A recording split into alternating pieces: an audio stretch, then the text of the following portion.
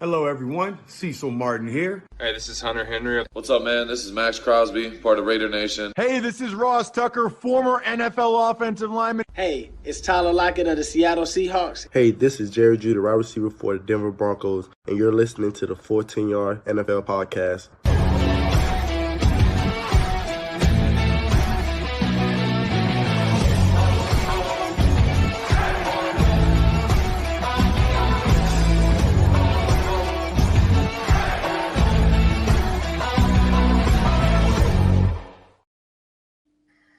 Somehow, it's week 7 already.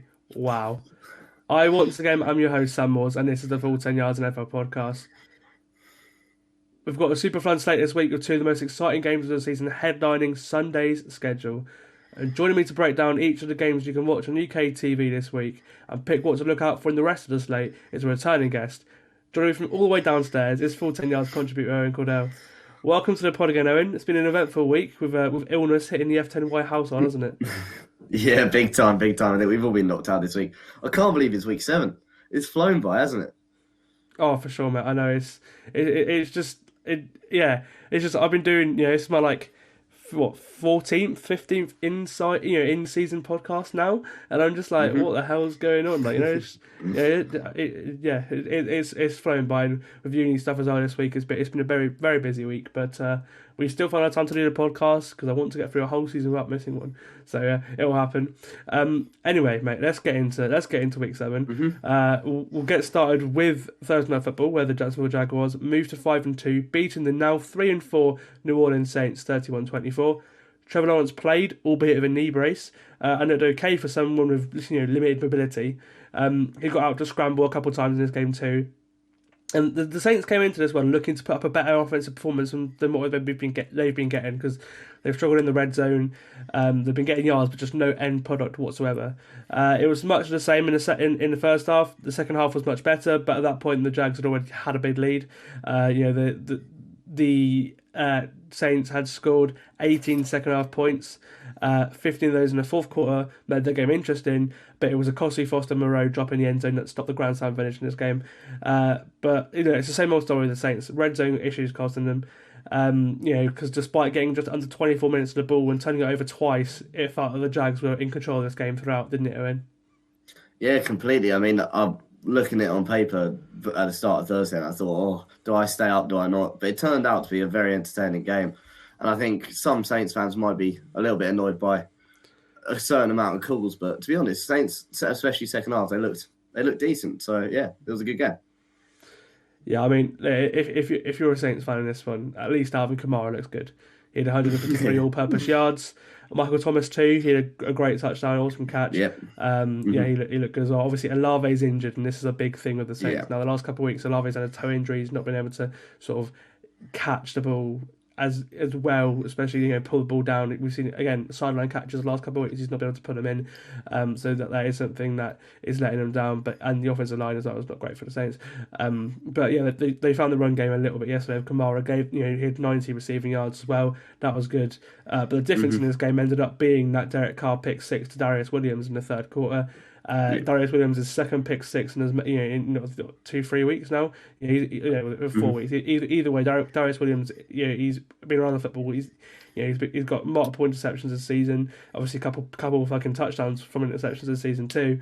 And the Jags defense really stepped up in this one again, especially in the first half. I've been saying all season I like this unit, and again last night they showed why I like them, because they don't have big names, but they have loads of names who have done it in the league before, or names that are building. The likes of Devin Lloyd being back, and Trevon Walker's made more of an impact this year than he did last year's number 1 overall pick as well. I'm really liking the look of this Jags defense for sure. And Josh Allen, man, what a player he is too. Some player. I mean, the Jags defense looked good all game. I mean, there was that possible DPI call right at the end, which made sense. If I was a Saints fan, I would have felt hard done by that. But it was a good performance, especially in the first half from that Jags defense. But the second half, the Saints offense, they look good. You got Taysom Hill touchdown, you got Mike Thomas touchdown. Rashid Shaheed nearly pulled off an incredible touchdown patch. He's one of my favorite players to watch. I love him. Yeah, he's electric when he gets going. It's incredible. And that throw to Foster, I think it was, into the end zone. With he should have caught that, man. fingertips. He should have caught that. I was watching the highlights because I didn't stay up for it in the end, and I was just thinking, I was like, oh, that's the game. That's the game right there. Definitely. But, with this one, I think I probably sort of still feel the same way I did about the Saints, and then with the Jags, a banged up Lawrence. We'll get to elite quarterback play later on because again it's quite a good slate for that this week. Battles between quarterbacks in the top 10, and I think Lawrence again showed to that yesterday night why he is now establishing himself as the top. As a top 5 QB, definitely. I mean, Rich Schoen before the game said he did nothing. He's done nothing in his career, and I just completely disagree with that because he's won a playoff game. He's come down from 4 scores and won a playoff game. He's had a whole year of Urban Meyer, and won a game on the road in London, against all odds. That Urban Meyer Jags team was so badly coached, so badly run. It was just a mess. In general, it was one of the worst teams we've ever seen in the league, and he's still managed to look semi-decent on that. In the last couple of years of Pearson, he has been very good. I'm a huge fan of Trevor Lawrence, and I'm quite lucky that I get to see him a couple of times a year in London. It's nice to have him, and I think last night he established himself as we continue to show why I think he is a top 5 quarterback. Completely. I mean, I remember a couple of weeks ago, I think last time I was on, I was talking about him making that step up and talking about him in the elite frame. You think he's done that? I mean, he made me so nervous watching him last night with that knee brace, and he kept on scrambling, and I was like, please, I know. Please stop. But,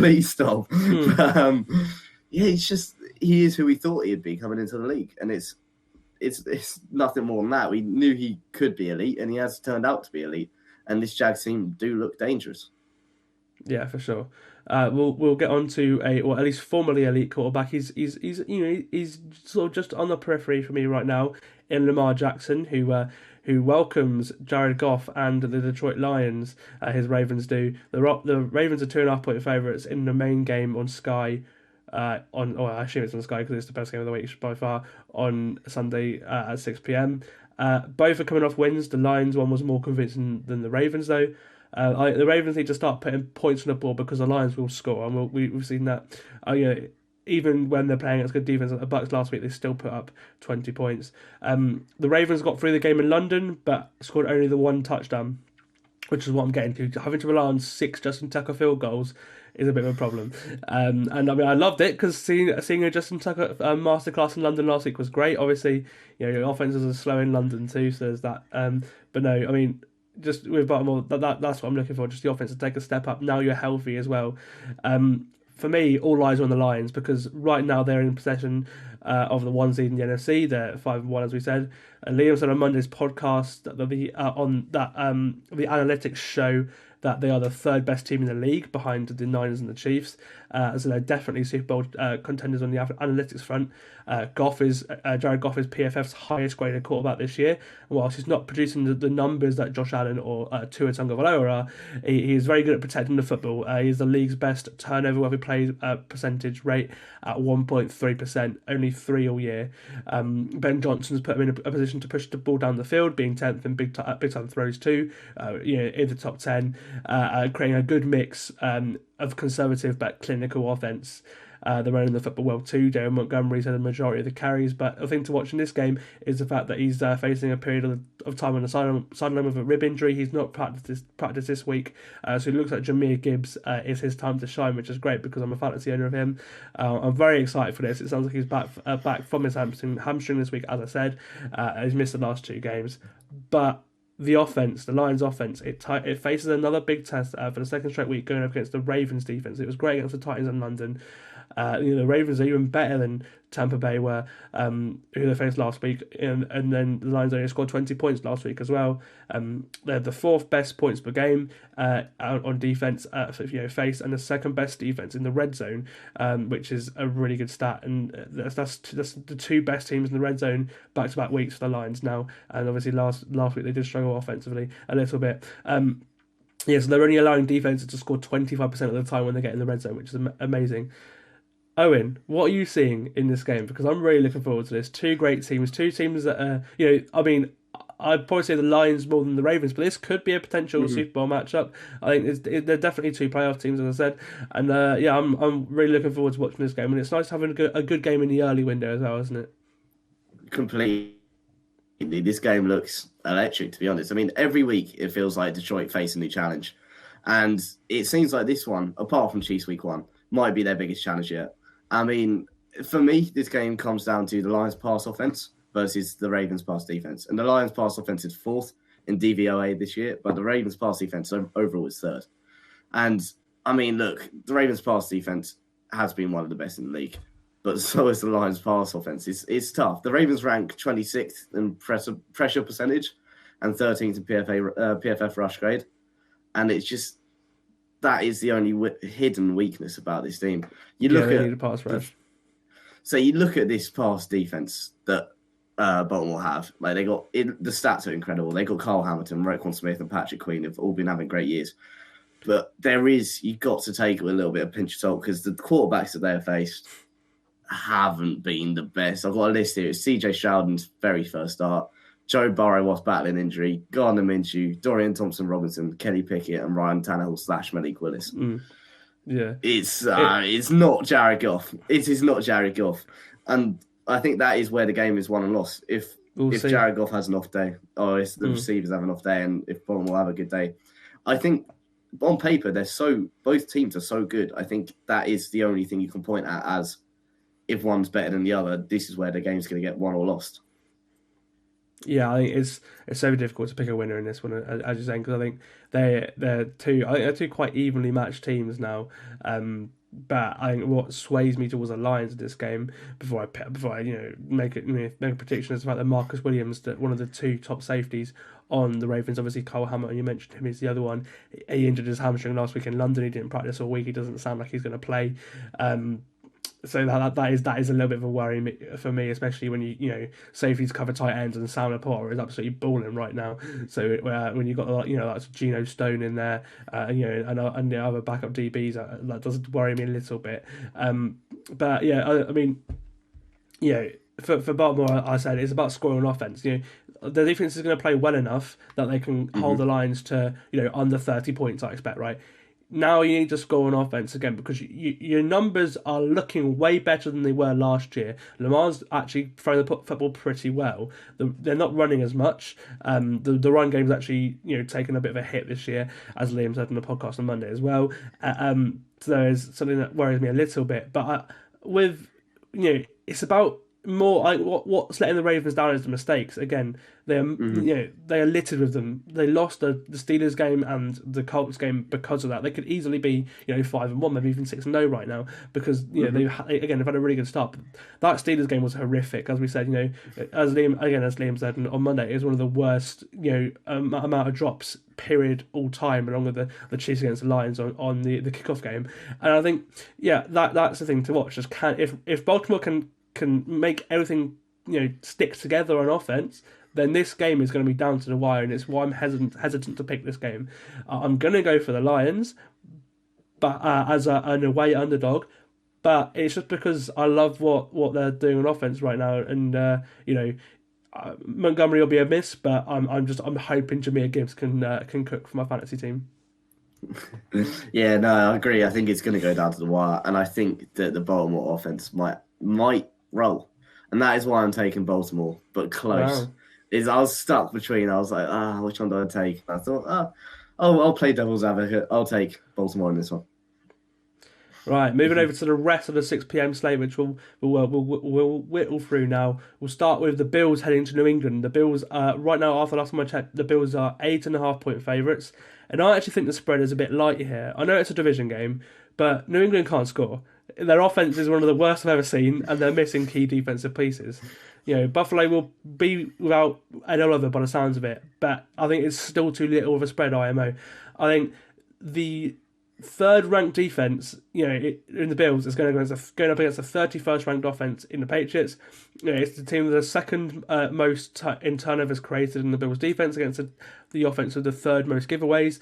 And the last couple of years, Buffalo have won by 14 points, 12 points. That's an average of 13 points a game. The year before they split the series, but Buffalo won by 30 points in the playoffs as well. Buffalo have put points on Belichick's defense. It's probably his worst defense. It's certainly his worst offense. I think the Bills are going to blow out the Patriots in this game. That's my bold prediction here. I just got a feeling because I just don't like what I'm seeing. They don't look like a Belichick team. I say it every week. They look really bad, and now their defense is hurt as well. It's starting to show. Big time. I think it's pretty straightforward. The Bills win this. I mean, they look back. Not to their best, but they look in some way like a playoff. Well, they are a playoff team, we all know, but they look back to how they were. And New England look bad. I'm trying to find a word that I can say on this, but they look bad. I mean, I think New England go into this one thinking damage limitation. I think the coaches won't say it. I think the players think, look, we can't get blown out. We've got to keep it kind of close. And I know there's concern over Ken Dorsey's offense on Bill's Twitter and stuff like that. After that close win over the Giants, and the beef on the sidelines was very funny to watch. But I think even Matt Canada could take Bills to win this one. So I'm going to pick Bills to win comfortably. There we are.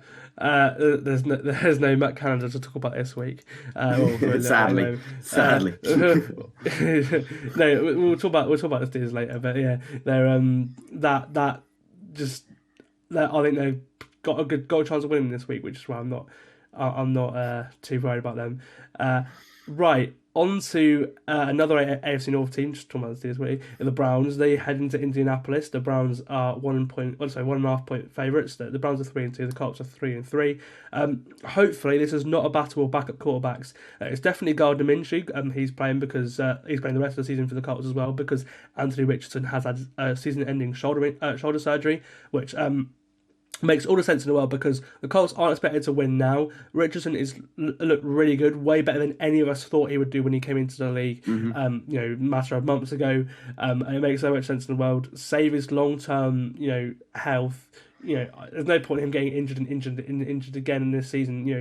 He's completed one game this season, so I think just sit him down for the year and just improve his health and as well, learn more behind the scenes, and he can come back and really look really good in the league next season. And going back to the Browns, it sounds like we might see Deshaun this week, but something weird is definitely going on there. They're being very quiet. He was meant to be back a few weeks ago. It just seems very odd. Either way, I like the way both of these teams are playing, so this will be nearer to the top of my watch list on Monday without a doubt. We've got two awesome defenses and two teams that love to run the football. It will certainly be a fascinating battle for me on Sunday. I'm picking the Browns. I just feel like they're a more talented team, but I wouldn't be surprised to see the Colts sneak a low-scoring game. Completely. I mean, the Browns are coming off that huge win against the Niners, and yes, you can look at the injuries and the missed field goal and say, look, they're fortunate. But the Browns' defense is so good. It's so good. And I think that's what wins them this game. I think the Browns' defense just stifles the Indianapolis offense, and I think they win it. I don't know if it'll be close. I hope it's close. I hope it's an entertaining game, but I think the Browns' defense win this game for the Browns, and the Browns go 4-2 on the year. There we are. Moving over to Tampa Bay, where the Bucs host the Falcons, and all NFC South game. The Bucs are 2.5 point favourites. A big game in the race for the NFC South title. This is for a 3-team race right now, although the Saints have taken a bit of a hit since losing last night. The Bucs are on top at the moment, and they host the Falcons. Whoever wins this game will go to the top of the division, and will also go to 2-0 in the division too. So they will be in the driving seat for the title in the playoff spot after New Orleans lost last night. The Falcons were vulnerable last week again, showing that if you take away the run game, Desmond Ridder isn't the starting QB. He cannot make the throws. He's had one good game. The rest of the games he's not been very good at all. The Bucs are a top 10 run defense, only allowing 3.7 yards per carry, and they only allowed 1.8 yards per carry against the Lions last week.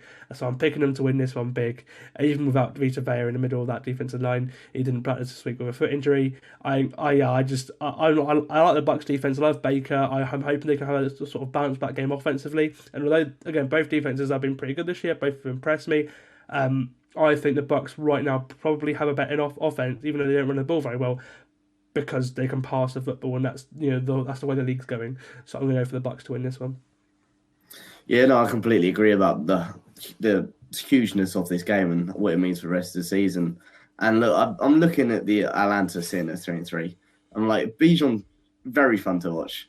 Desmond Ridder looks so shaky, and yet somehow they're 3-3, and it's because of their defense. They have allowed the fourth fewest passing yards per game, while still allowing fewer than 100 rushing yards. And it's the additions they've added, and they are playing well. And I think with this Atlanta defense, if they play at their very best, the Bucs then need to rely on Evans and Godwin. And if they don't perform, it will be an Atlanta win. And I think that might happen. I'm going to go with Atlanta because I think the Atlanta defense, well, they got players who know the occasion. They got players who have played for much bigger teams, have playoff runs sort of thing. Not bigger teams, you know what I mean? In the recent years, bigger teams. And so I was like, oh. But I think it's just the defensive stats are so good. I don't think the Bucs have the weapons to deal with it. So I think I'm going to go with Atlanta, but it's going to be a defensive showout from Atlanta. Wow, I wouldn't touch them whatsoever right now. Another team that I wouldn't pick to win by any means right now is the Giants. They host the Commanders in an all NFC East tie. The Giants' defense made a statement on Sunday Night Football last week, and the offense got Saquon back. Win this, and there's a chance they can turn the season around a bit. It may be Tyrod Taylor again, but that's not that bad of a problem, in my opinion. I think paying Daniel Jones in the first place was the problem. I don't think there's too much of a difference there, unfortunately. Part of me does have a feeling that Jones will fly under the radar this week and play. He's been limited in practice this week, but it doesn't sound too good because obviously a neck injury is quite difficult to come back from. Especially as a quarterback, but you use your neck more than a lot of positions because you're constantly moving your head to see who you're gonna pass to and read the defense. The Commanders weren't great offensively against the Falcons, but their defense came up with turnovers to give them the win, and that's a key point in this one. Neither team excites me, but if I was to pick a winner, it would be Washington, because it's a mismatch between their defensive line and the Giants' offensive line, which again has been an absolute turnstile. It was better last against the Bills with Tyrod Taylor. I think he can. I'd probably say he can move a little bit better than Jones, but because he's older now, as we discussed on Monday, I think it's pretty similar. But moving around the pocket, I think Tyrod Taylor is better certainly.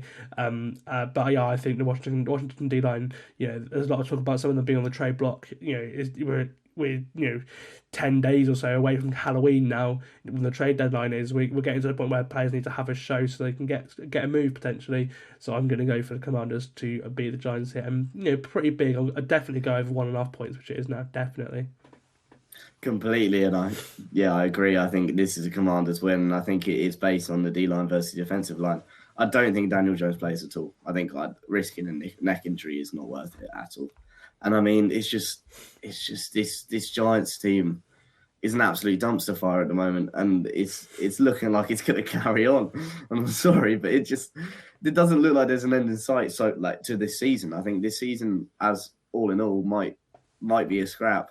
I don't see him turning it around, and the Commanders haven't wowed me. I think it might be an absolute turnover machine of a game, but I think the Commanders do win it, and I think it is based on the Chiefs' offensive line being built like Swiss cheese. Yeah, I agree with you. I think the Giants will be in for a long night on Sunday. The final game in the 6 p.m. window is an absolute corker. The 3-3 Raiders, somehow they're 3-3, go to Chicago to play the 1.5 point. So the 105 Bears. The Raiders are favored by 3.5 points.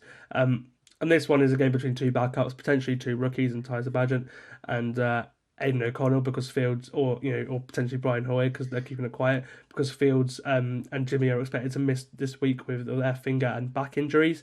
The Raiders have been a better all-round team this year, especially their defense, which I never thought I'd say coming into this year, because their defense was absolutely horrific last year. They've been middle of the road this year, which has been, it has won them some games because they've had a pretty easy schedule down the stretch. As I said, somehow, if they do come away with this win, they'll be 4-3. And how the hell has that happened? How the hell have the Raiders, they're not even feeding Devontae Adams? There's a lot of talk about him, being very unhappy with the way of how many balls he's getting thrown at him. How are they somehow on the verge of going 4-3? And it's difficult to pick against them too. I'm going to pick them to win this one because not only are the Bears, missing Fields, they're also missing his first round tackle Darnell Wright, and they're also missing star safety Eddie Jackson too, by the seams of things. So give me the Raiders. I think they're going to, even with battle the backups. I think the Raiders. The Raiders might be a better coach football team, which is very hard to say. Crazy. Daniels. Yeah. It just. It seems crazy, but it might be true. Yeah, but the Bears have been so bad that I just can't pick them to win a game.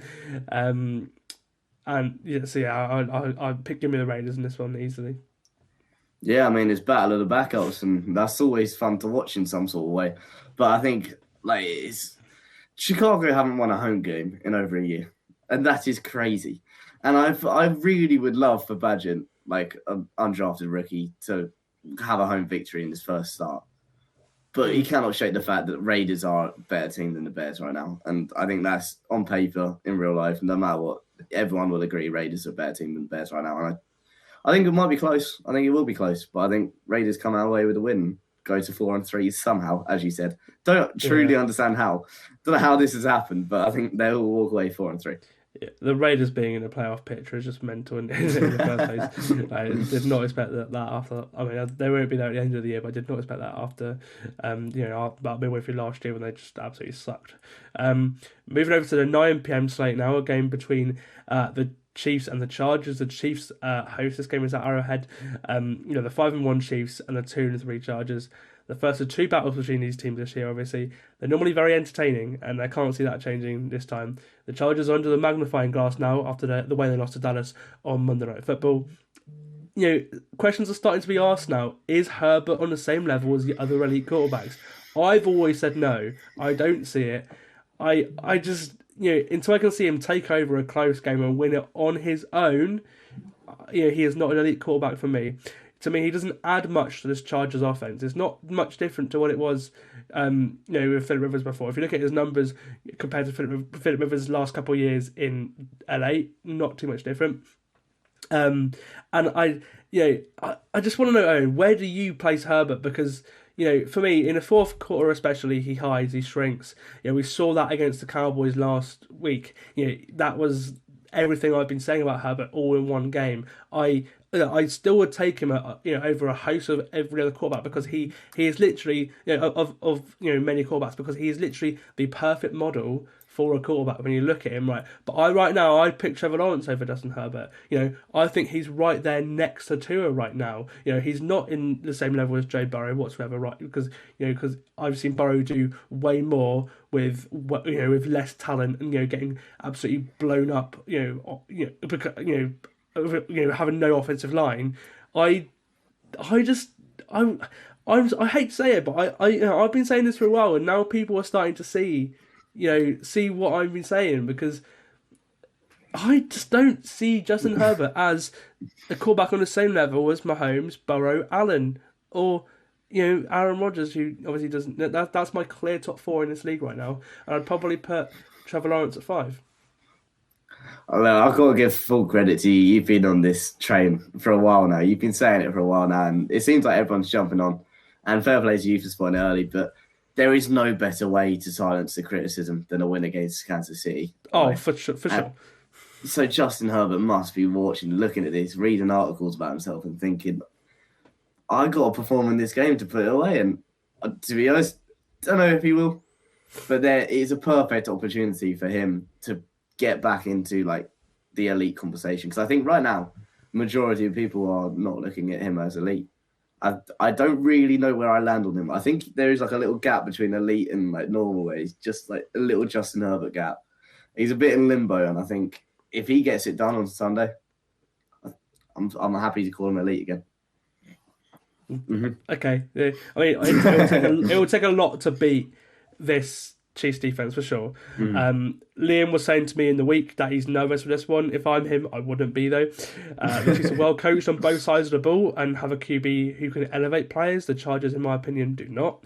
The Chiefs are still having problems with the receivers. They made a trade on Wednesday bringing back Mecole Hardman, who didn't really have a role with the Jets. But obviously the defense, I mentioned it then, it has been the most impressive unit on this team. I'm loving what Spags is doing really early this year. If you can carry this one into the rest of the season, because the Chiefs normally peak on defense at the end of the season, then that is a really, really impressive thing as the Chiefs have been trying to figure it out offensively. If they can carry on top 5 defense the entire year, then that is a big important thing going into the playoffs in January, and potentially probably the Chiefs the Super Bowl in February too. And then look, for me, the Chargers defense as well going up against the Chiefs offense. They've had a decent last couple of weeks, but Joey Bosa's a little bit banged up. Dwayne James is a little bit banged up. Give me the Chiefs here. Smash the over as well at 5.5. I think I'm really, really high on the Chiefs, especially the defense and the Chargers. I don't see much difference in the offense between Callum Moore and Joe Lombardi. A little bit more aggressive. Maybe they're running the ball a little bit better. But as the game goes on, I don't see much difference. Admittedly, the Cowboys' defense are good, but they're not as good as they were at the start of the year. Obviously, the Cardinals put 28 on this Cowboys team. Let's not forget that. I think Herbert should be elevating this team, and I just don't see it. So I'm going to go for the Chiefs, because I think even if it's a close game, I think Mahomes will edge him out, because I've seen Mahomes do it loads of times before. And I just don't, I don't see Herbert. Herbert's best game genuinely was his first game against the Chiefs, and hopefully we can see, in his very first start, after the Tyrod Taylor got that puncture and all the controversy there, hopefully we can see Justin Herbert live up to that, that game, in 2020, because I think it will make it a very entertaining game, wouldn't it? Yeah, I mean, completely. I mean, this Chiefs defense versus Chargers offense is a heavyweight matchup, and it looks to be very good. Just rattling off some stats about this Kansas City defense. I mean, we're used to their offense, overwhelming opponents, not their defense, but they're only allowing 14.7 points per game. Opponents are averaging 267 total yards per game, and they force at least one turnover every week. And they've stopped the passing attacks of the Jags, the Vikings. I think they will stop the passing attack of the Chargers. And as you said, you don't see Herbert getting it done. I'm going to have to agree. I think this since Chris Jones has been back, this Chiefs defense looks like the real deal. And I think they do take it. And yeah, as you said, I think it'll be pretty seamless. Did you also see, doing research for this, the Daily Mail, I think it was, published an article saying Mahomes might be the Kansas City punter this week due to Tommy Townsend's injury? It's crazy. It's crazy. There's no way if that happens. So, I'm real scenes, but it's not gonna happen. It'll be very interesting. Obviously, his wife Brittany, she is a football player or a soccer player. Get her in, sub her in, get her into punt football. We'll make history. Let's get it happening. Okay, moving on to a game that I'm looking forward to watch. Because it's between one of the most positively surprising teams in the Rams and one of the most disappointing teams in the Steelers. And yet, before their bye week, the Steelers were leading the AFC North. The defense is winning them games, but the offense is struggling. Only 15.8 points per game, as you mentioned, Matt Canada, and the 30th best offense in the NFL. Before the news that TJ Watt didn't practice on Thursday for heel injury, I was thinking this game fascinates me because I have no idea who wins. I think the Steelers are a better overall talented team, but the Rams are superstars on both sides of the ball. Pittsburgh does not have that, especially on offense. Stafford's been under pressure all year, and TJ Watt is having a defensive player of the year season. And now he's injured. I'm thinking, maybe I am, because I was thinking maybe I'll pick the Steelers here, but for me, it's even with how uncertain it is that what plays, I'm going to go to the Rams just to be safe. And also even with Kyren Williams being a big loss in the red zone, they share the bulk of the carries between Zach Evans, Royce Freeman, and Myles Gaskin. Zach Evans looks like he's going to be the main back for the Rams going forward the next couple of weeks. If Watt wasn't injured or at least banged up, we don't know if he's going to play or not yet. Maybe I think this game would be, I think I'd probably go towards Pittsburgh as a bit of a on the road underdog. But I can't pick against the Rams, especially when the Steelers don't have TJ Watt. if they don't have TJ Watt. Yeah, exactly. I mean, I was looking at the records and I was thinking, again, Pittsburgh at 3-2, how has that happened? And it's defense again. And as you said, probably for me, the standout defensive player of the year so far, TJ Watt's heel issue, really does swing this game. I mean, Stafford against his Rams defense. Stafford and the Rams offense against his Steelers defense would have been unreal. But without TJ Watt, I think the Rams don't breeze it, but I think they get it done at home and move up to 4-3 on the record. Awesome. On to an all NFC West matchup, the second one in the row for the Cardinals. As a Seahawks fan, Owen, are you worried about this one? Yes, big time. I don't know on paper, and when at the start of the season, I was thinking, yeah, we come off bye, we play Cincy, we probably lose, and then we have Arizona, we can get back on the horse, sort of thing. I'm not confident anymore. Look, this game I think might force Seattle's hand in terms of the trade deadline. And I think it might, if we lose this, it might force a hand to make some moves. It's going to come down to key matchups. I know it's crazy because this is the Arizona Cardinals, but we seem to struggle in divisional matchups. And I don't know what it is, but we seem to struggle. And it comes down to key matchups, like I said, like receivers against secondary for both respective teams. Seattle come in heavy favourites, but it's going to be tight. It's going to be very tight. If Seattle play like they did against Cincinnati, because against Cincinnati, it's a 17-13 loss, but it was an extremely weird game. Like Seattle had 9 more first downs, 167 more total yards, and an average 2.1 more yards per pass, and ran 17 more plays. How we ended up losing that is beyond me. Gino. Yeah, no, I weren't happy. I weren't happy on Sunday. I weren't happy at all.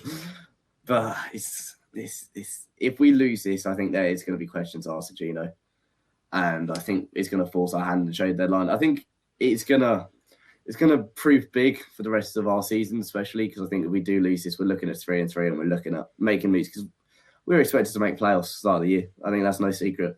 And sitting at 3-3 in a very strong, looking like a very full of contenders NFC West.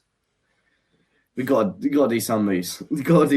But I think we take this tight though. I wouldn't take the minus 7.5 spread. No way. But I was going to get onto that later. So I think we'll take it, but I think it'll be tight, and I think I'll be sitting there Sunday squeaking nervously. Yeah, well, we're one hell of a late window of the next game, which we'll get into later. But no, I think for me, Seattle need to be better on offense in this game because, as I said earlier, Gino struggled last week, and also DK and Lockett are nursing injuries too, so it's not all his fault. They are a little bit banged up. The O-line's banged up too as well. But interesting to see what happens with DK because he hasn't practiced the last 2 weeks, but he did play against the Bengals on Sunday, so we'll see if he plays again or not. But I think the main thing with Seattle is the fact that Gino's big time throws have come right down. His play this year has been more like the second half of last year. He's still been an okay quarterback, but he's not been what he was at the start of last season. The Cardinals could get Buda Baker back off IR this week, which would be a big addition for their defense. He was activated on Wednesday after his hamstring injury, which has kept him out for most of this year. And then also they're getting Kyler Murray back sooner rather than later. His 21-day window was that to be activated, opened this week too. It's a division game, as you said, and I'm leaning towards the underdogs. So I love this Cardinals defense. The offense is a little bit spicy too, even without James Conner, and especially the way Seattle's offensive line has been. I like the Cardinals defensive line, so I'm not going to pick the Cardinals, but I certainly think this will be a very close game, and certainly closer than a 7.5, basically an 8-point game. So I'm going to pick Seattle, but I'm not confident of that. If I'm being totally honest with you, mate. Same here. Okay, I'm not looking forward to it. On to another all full 10 yards battle. Watching this one with Ollie and Charlie on Sunday night will be fun. As the Packers, the 2-3 Packers, go into Denver. The 1-5 Broncos. The Packers are favourites in this one, and they're off a bye as well. They lost 2 in a row going into the bye, both on prime time, and Jordan Love wasn't great in either. The Broncos defence, who we're playing against, has been abysmal all season though, until they turned it up on Thursday Night Football last week. And had the Chiefs to only 1 touchdown. Green Bay needs to find a run game. It sounds like Aaron Jones is healthier now. Give him the ball. I think that's the main thing there because it would help you control this game. the offense started out hot, but now there's been tape on Love. In the last 3 games, they've only averaged 17 points per game, which is which is down the bottom of the league. I'm picking Denver to upset here. I have a feeling. I'm sorry, Ollie Darcy, mate. I'm sorry. I'm picking the Denver Broncos to win this game. I think it'll be really close, but Russ has had a better season at quarterback. I'd probably say the Broncos have a better O-line. Right now they probably have a better running game as well. And the Packers defense has played the best of both units this year, but the Broncos defense turned it up against the Chiefs, and it's given me a little bit of confidence. So it's only a 1.5 point spread, so they're expecting this game to be incredibly close. I'm picking Denver, and as I said, I'm a Russell Wilson fanboy. I can't not pick against Russ. If there's a chance to pick Russ in a game that I think he can win, I'll pick Russ because I've always had a little bit of a soft spot in my heart for Russ, and I think with this one, I'm quite confident in this too, mate. How do you see this game? I wouldn't be confident if I were you. I mean, look, the Green Bay Packers are 2-3, but they are not as good as that. Not good record represents. They spot one of the worst offenses in the NFL. They're ranked 31st overall, while 29th in passing and 30th in rushing.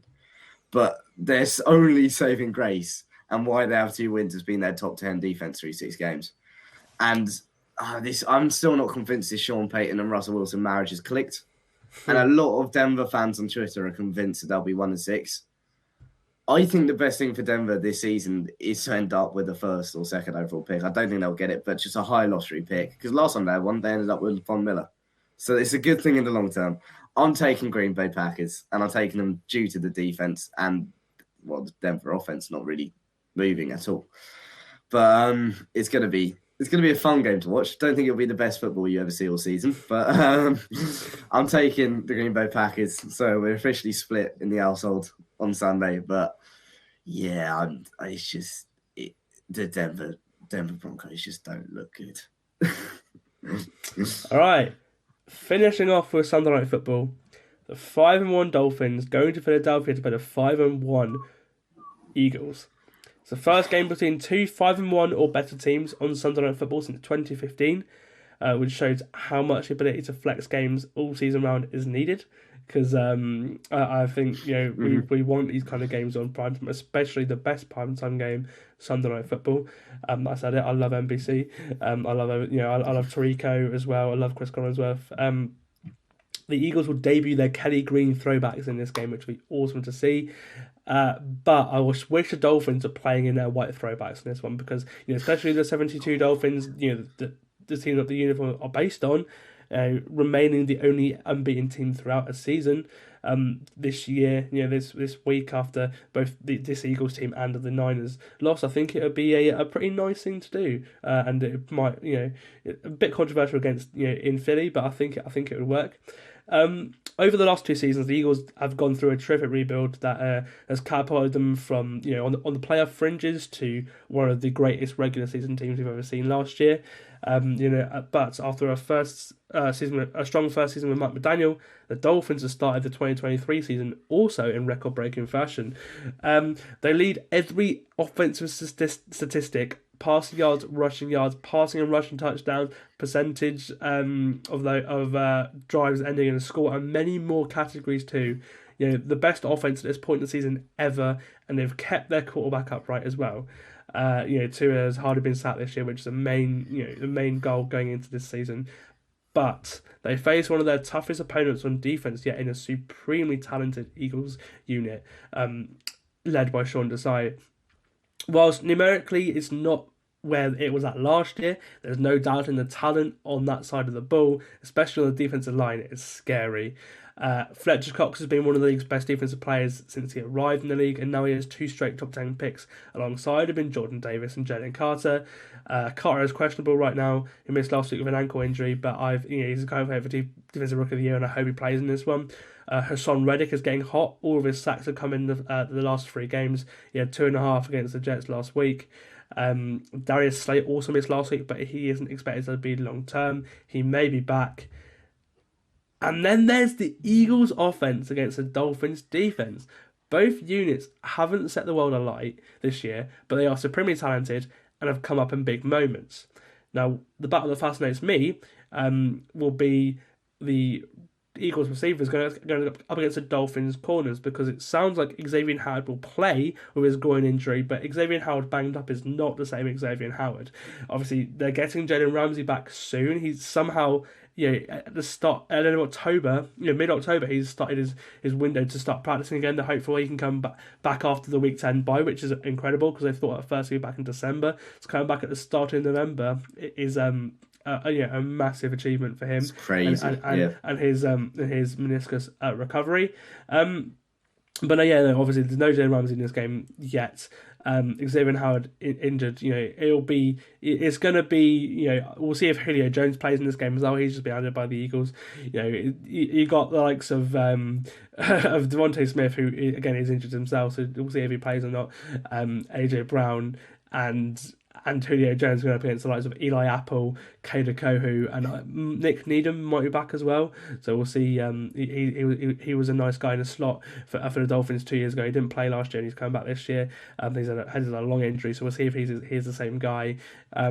But yeah, I think that's the matchup I'm looking forward to, if anything, because I know that both offenses are going to be pretty good. It's good, especially the Dolphins offense and the Eagles defense. But the one that I think is under the radar is this one, because also Vic Fangio was in Philly last year too, so he's going to know.